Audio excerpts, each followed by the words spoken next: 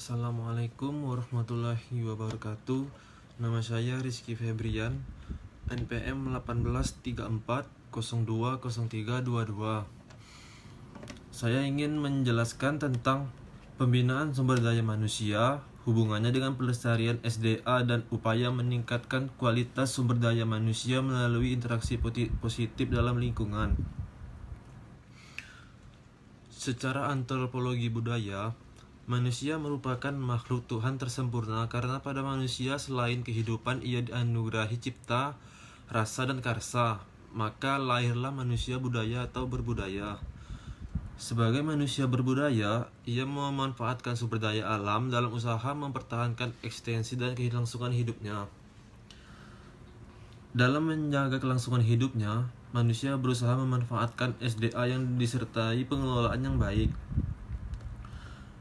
Manusia sangat dominan dalam mengelola lingkungan, sedangkan kelangsungan hidup manusia tergantung pada kelestarian ekosistemnya. Sebagai contoh ekosistem, sungai yang mengalami pencemaran yang disebabkan oleh bahan-bahan beracun, maka airnya tidak dapat lagi digunakan untuk keperluan sehari-hari, khususnya untuk minum. Dalam hal ini, manusia sebagai perusak lingkungan, ia tidak memikirkan kebutuhan orang lain, tetapi hanya memikirkan diri sendiri. Oleh karena itu, agar SDA dapat dimanfaatkan secara efektif dan efisien, juga demi kelangsungan hidup manusia dan pelestarian SDA itu, maka dari sumber daya manusia selain sendiri perlu adanya pembinaan. Salah satu cara yang efektif dapat digunakan dalam melalui pendidikan. Sumber daya manusia merupakan tenaga yang sangat potensial untuk mengubah keadaan menjadi lebih baik, lebih manusia dikarenai cipta rasa karsa dan dapat menghasilkan ilmu pengetahuan dan teknologi. Maka manusia merupakan faktor yang sangat fundamental dalam rangka membudidayakan SDA dalam memenuhi kebutuhannya. Hubungan sumber daya manusia dengan sumber daya alam. Hubungan tersebut memberikan beban pada SDA, sehingga daya dukungannya lama-kelamaan berada di ambang batas. Adanya beban daya dukung terhadap SDA akibat pertumbuhan penduduk, antara lain dapat diperingankan dengan meningkatkan teknologi. Meskipun demikian, juga perlu diingatkan bahwa pengembangan teknologi di sisi lain juga memberikan tekanan yang berat terhadap SDA sendiri. Sebagai contoh, pertumbuhan penduduk dapat mendorong setiap bangsa untuk meningkatkan kemakmuran lewat peningkatan produksi lebih baik, peningkatan bahan makanan atau industri.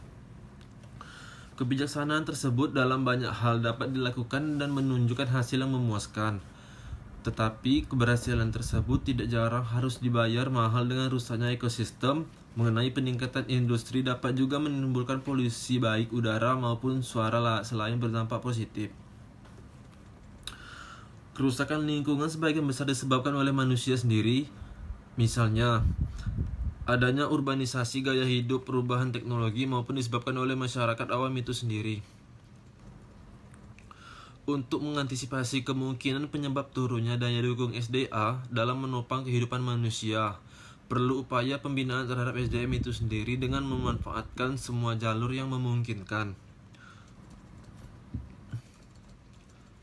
Hubungan penggunaan sumber daya manusia dengan pelestarian sumber daya alam dapat dilaksanakan secara efektif, efisien, dan lestari. Maka pelaksanaan pembinaan SDM diarahkan pada pengembangan pikiran, perasaan, moral, dan lain-lain. Pembinaan SDM seperti itu diharapkan dapat menjamin pemanfaatan pelestarian alam baik arti konsumtif atau memenuhi kebutuhan manusia untuk mempertahankan hidupnya maupun dalam arti investasi memenuhi kelangsungan spesies manusia.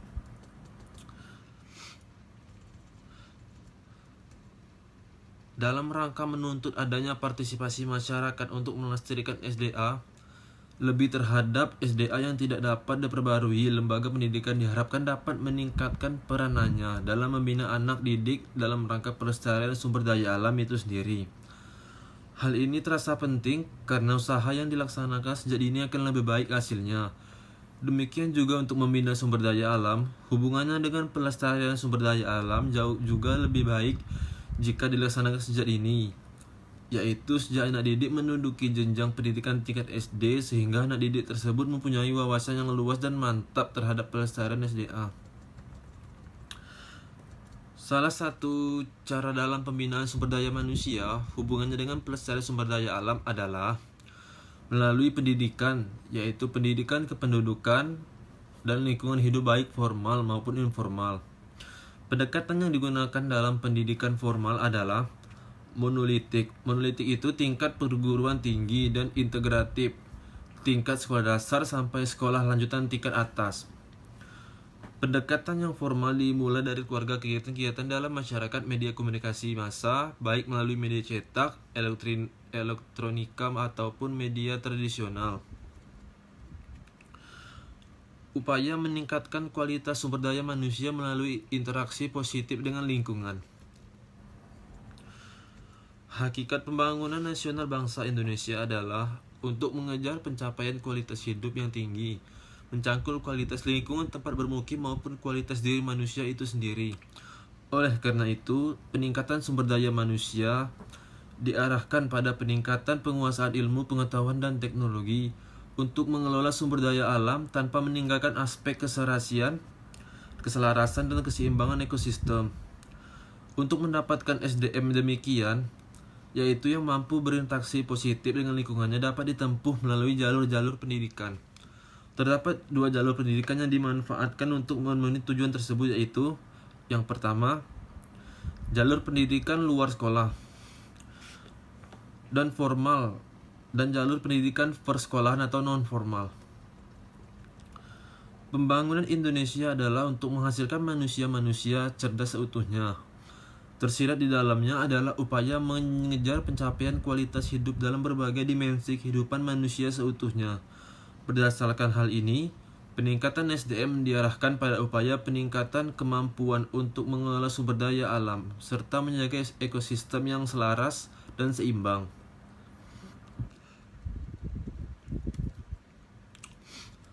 Manusia sehingga memiliki kemampuan mengelola sumber daya alam. Manusia sebagai komponen lingkungan berdasarkan potensinya dalam mengubah lingkungan, seolah-olah manusia merupakan spesies paling dominan dan berkuasa.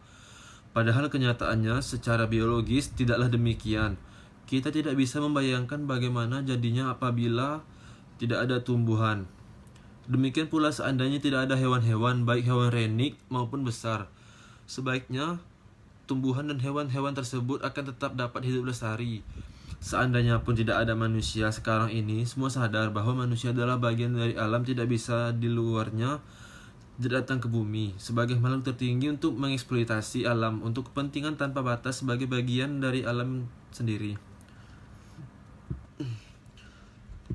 Bentuk hubungan manusia dengan lingkungan, yaitu manusia berinteraksi dengan lingkungan hidupnya yang mengaruhi dan dipengaruhi oleh lingkungan hidupnya. Ia membentuk dan terbentuk oleh lingkungannya hidupnya. Manusia seperti ini adanya yaitu fenotipe, yang berarti kan perwujudan yang dihasilkan oleh interaksi sifat keturunan dengan faktor lingkungan manusia yang memiliki potensi mengubah lingkungan yang jauh lebih besar dibanding makhluk lain di bumi, ataupun dampak negatif teknologi terhadap lingkungan sekarang bertambah penting agar semakin luas dan cepat. Berbagai bentuk hubungan antara manusia dengan lingkungannya akan dicerminkan oleh pola sikap atau perilaku manusia dalam kehidupannya sehari-hari. Misalnya makan, minum, istirahat.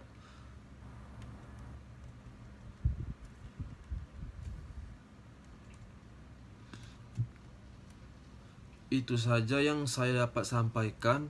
Mohon maaf jika ada kesalahan atau kesalahan kata dan kekeliruan dalam menyampaikan materi, karena saya masih banyak belajar. Saya akhiri, wassalamualaikum warahmatullahi wabarakatuh.